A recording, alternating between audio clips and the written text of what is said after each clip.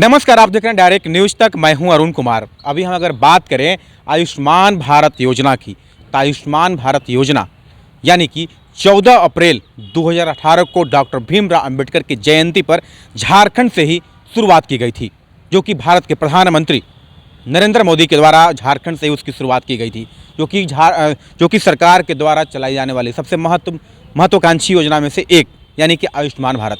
उससे गरीब गुरबों को सीधे तौर पे कह सकते हैं कि आम जनमानस को सीधे तौर पे स्वास्थ्य के लाभ उससे मिला करती थी। लेकिन गढ़वा में 2 वर्षों से आयुष्मान भारत योजना बंद पड़ी हुई है। न इस पर कोई जनप्रतिनिधि का ध्यान है, ना ही किसी और को ध्यान है। अब तक चालू कराने की दिशा में न कोई ठोस कदम उठाई गई, क्योंकि 2 साल हो गए, लेकिन गढ़वा में अब यहाँ के लोगों को आयुष्मान भारत योजना के द्वारा लाभ नहीं मिल पा रही है। सीधे तौर पे कह सकते हैं कि बंद पड़ी हुई है।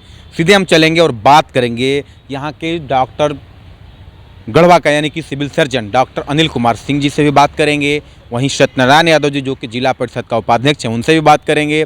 उसके बाद यानी कि झारखंड सरकार के पूर्व मंत्री गिरिराज सिंह जी से भी बात करेंगे और जानेंगे। गढ़वा जिला लगभग 18 से 19 लाख की आबादी का जिला है और माननीय प्रधानमंत्री जी ने आयुष्मान योजना से पूरे देश को आच्छादित किया है और झारखंड में ही उन्होंने इसका शुभारंभ भी किया था।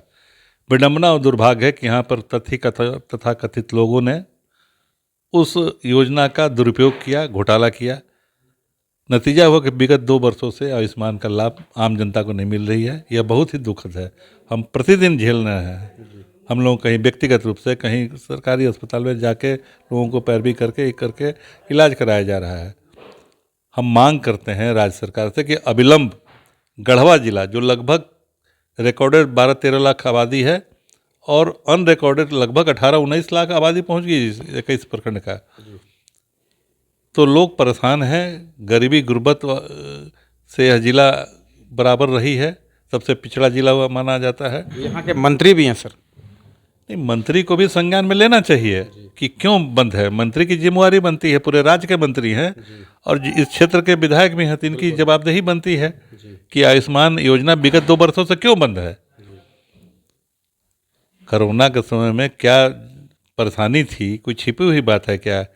यह तो माननीय प्रधानमंत्री का देन है कि 80 करोड़ जनता को एक साथ, बल्कि अब तो 100 से ऊपर हो गया, 3-3 बूस्टर डोज लेकर के दिलवाने का काम किया, तो जान बचा हम लोगों को। बिल्कुल।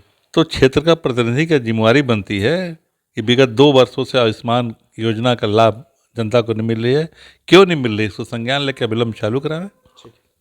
देखिए, हमारे साथ गढ़वा जिला परिषद का उपाध्यक्ष यानी कि सत्यनारायण यादव जी हैं। इनसे भी जानते हैं कि आयुष्मान भारत योजना यानी कि 2 साल से गढ़वा जिले में बंद है। क्या कहेंगे आप? देखिए, यहाँ का प्रशासन, खास करके सीएस पहले के जो थे, उन लोग के मिली भगत से यहाँ का फौर्जरी जो चल रहा था,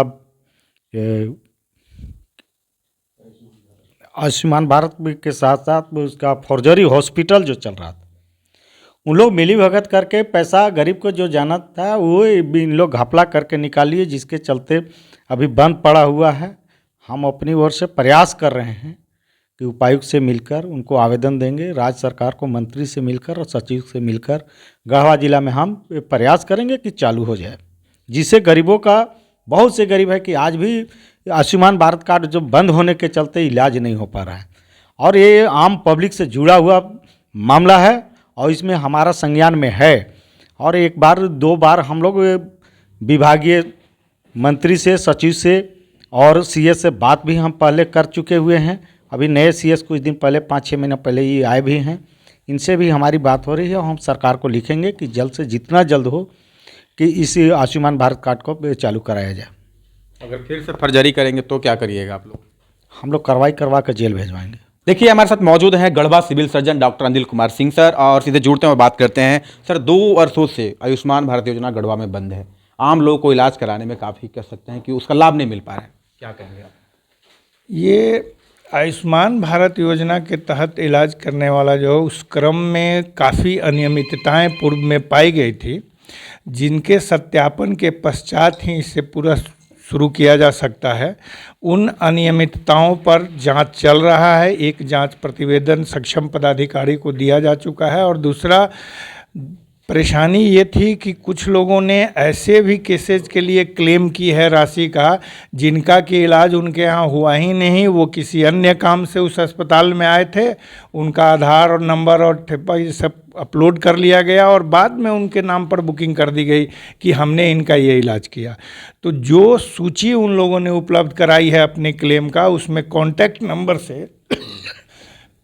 लोगों से संपर्क स्थापित करते हुए पूछताछ की जा रही है। ये लगभग अब समाप्त हो जाएगा, थोड़ा सा बचा हुआ है जिसको हम लोग तुरंत समाप्त करने के पश्चात पूरा प्रतिवेदन विभाग को भी भेजेंगे और उपायुक्त सर को भी भेजेंगे। उसके बाद ये सेवा पुनः बहाल कर दी जाएगी। और साथ ही अनियमितता में यह था कि चिकित्सक कहीं अन्यत्र रहते हैं, एक बार उन्होंने सहमति दे दी और उसके बाद पुनः दोबारा वो उस अस्पताल में विजिट नहीं करने आए। तीसरी बात ये आती थी कि जब कभी भी किसी चिकित्सक से पूछा गया तो कहे कि नहीं, मैंने इसमें सहमति नहीं दी है।